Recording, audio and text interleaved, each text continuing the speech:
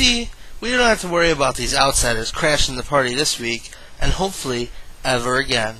Now, as long as the WCW sticks together, no outsiders can beat us.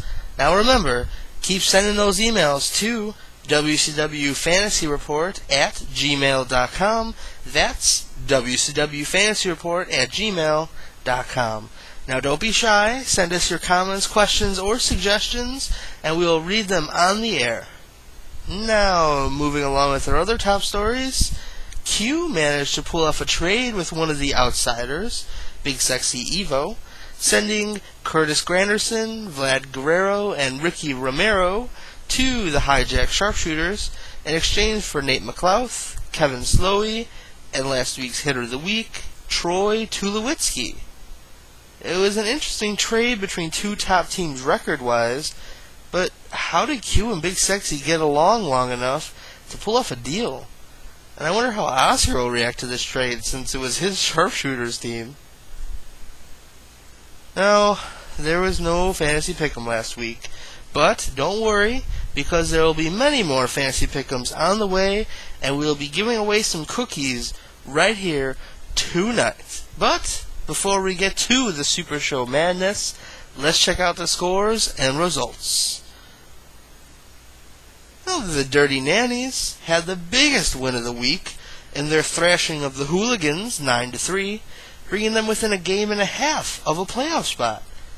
The Magmortars beat up on their slumping rivals, the Chicago Magic 7-5, and the Phoenix Foundation and their owner Q pulled off a huge 8-4 win against the Paleteros, vaulting them into first place.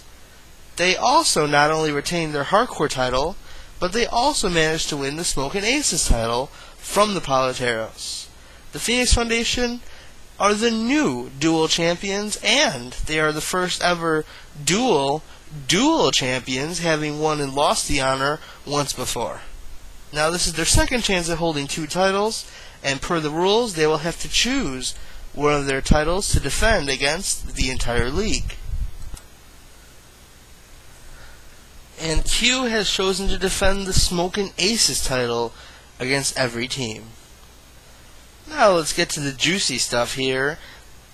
The Fums stepped it up and beat the outsider Treno Ramon and his Treno boats, aka my team, in a 7-5 victory. And in the game of the week, the Armenians and their owner CJ put up the goods by beating the outsider Big Sexy Evo and his stolen Sharpshooters 7-5. Now the crazy part of that matchup is that the Sharpshooters had only one save all week. So you think they would have lost their X Division title for sure, right? No. They actually retained the X Division title 10-8 because the Armenians only had one stolen base all week.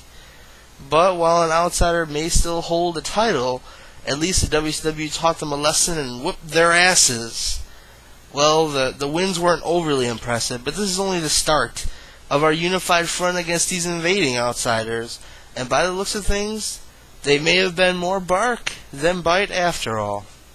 The hitter of the week was the Dirty Nannies' Ryan Braun, selecting an impressive 19 total bases with 8 ribbies and 10 runs while batting .385 and swiping 2 bags.